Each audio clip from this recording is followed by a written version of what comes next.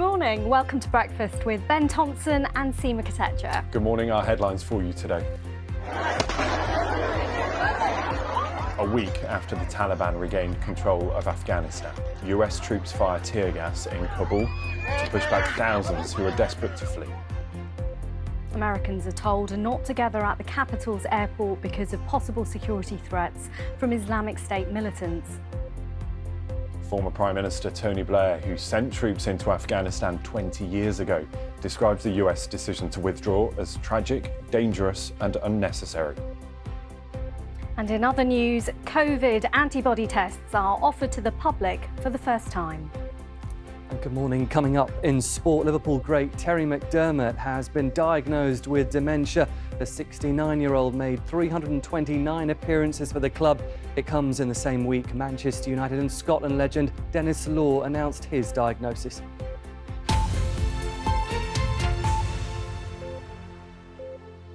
Good morning to you. It is Sunday, the 22nd of August. Our top story this morning, chaos continues at Kabul airport as thousands gather, anxious to board flights out of the country.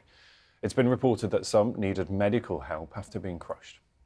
Americans hoping to leave Afghanistan have been told not to travel to the airport amid concerns about the potential for attacks by Islamic State militants.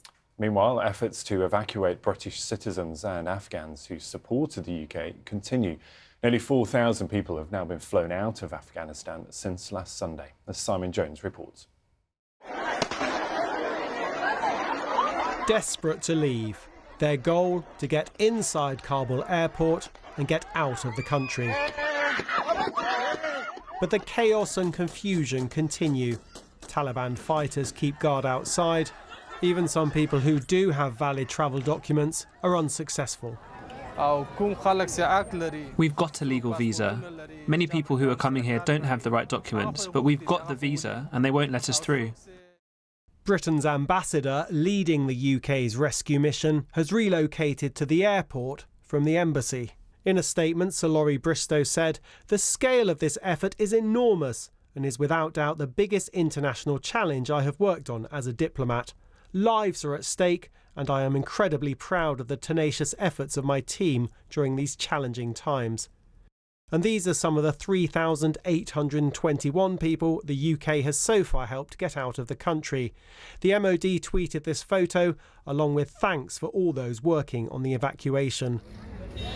But Americans hoping to leave have been advised not to travel to Kabul airport unless instructed to do so, because of potential security threats from Islamic State militants.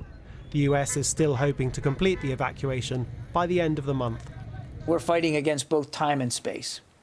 That's really what that's the race that we're in right now. And we're trying to do this as quickly and as safely as possible. I'm not going to speculate about whether windows are closing or opening. We're focused on accomplishing this mission as fast as we can. The departing flights from Kabul can be seen above this market in the city. While daily life continues here, the concerns over the future of Afghanistan grow. The Taliban say they're making progress in forming a government. The rest of the world can only watch on to see what comes next. Simon Jones, BBC News. Now, the former Prime Minister Tony Blair has called President Biden's decision to withdraw troops from Afghanistan imbecilic. He says it represents a tragic, dangerous and unnecessary abandonment of the country.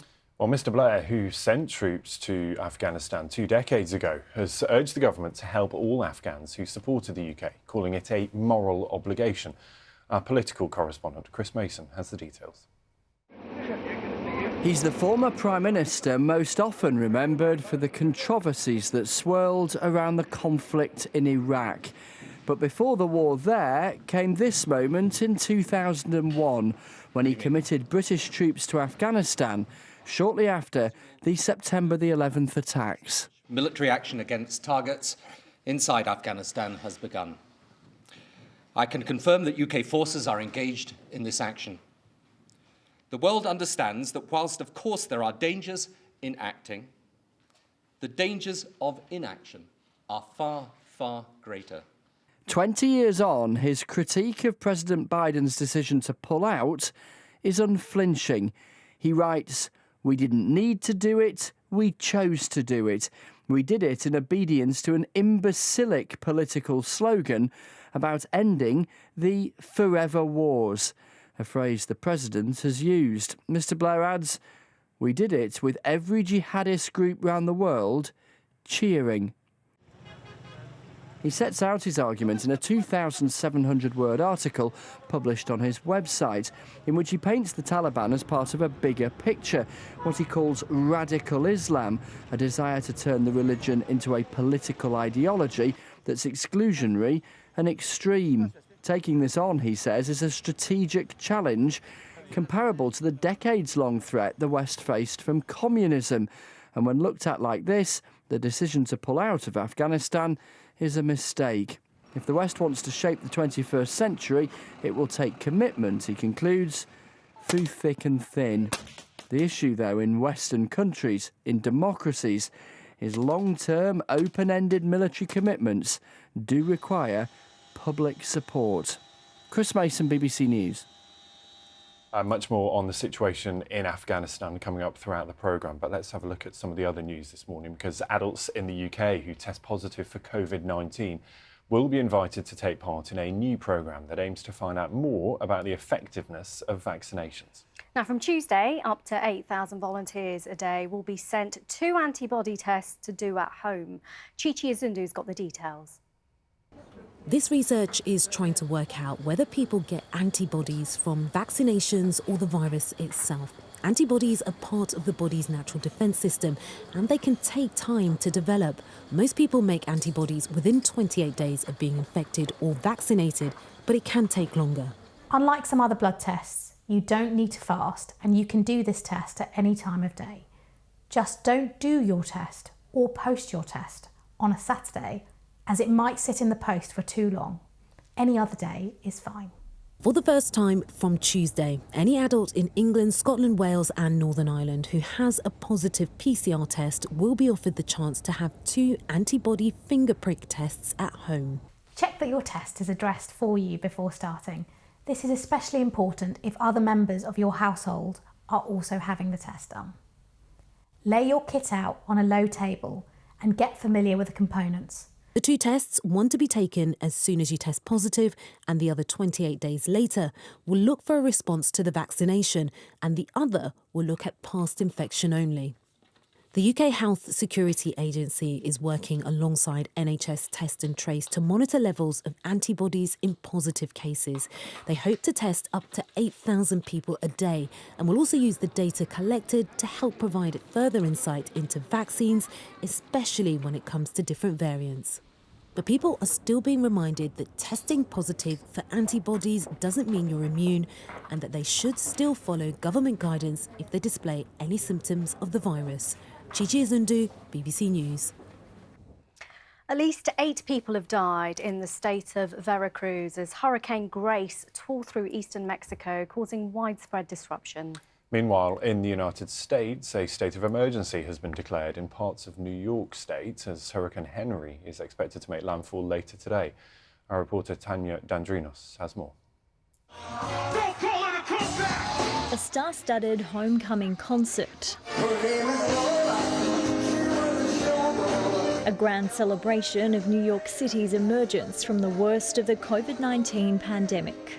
But Mother Nature had other plans. Please pay close attention to the following safety message.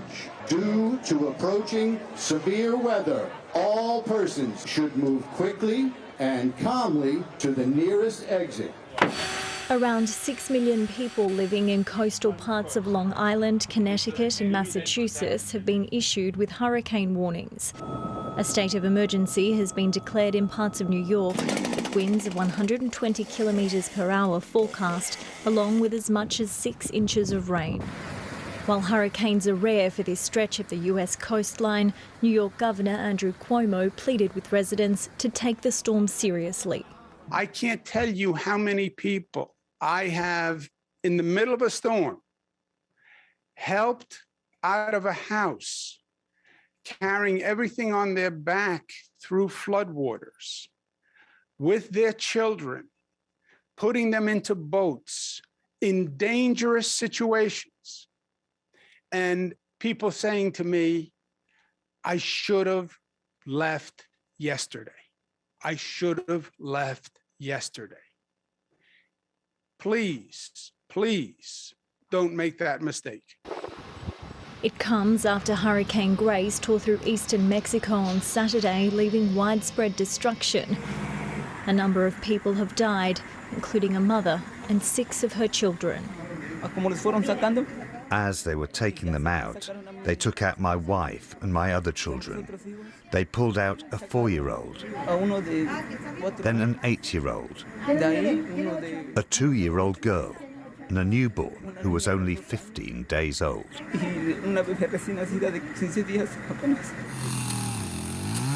The hurricane weakened to a tropical storm as it moved inland, but the potential for heavy rain and flooding continues. Tanya Dandrinos, BBC News.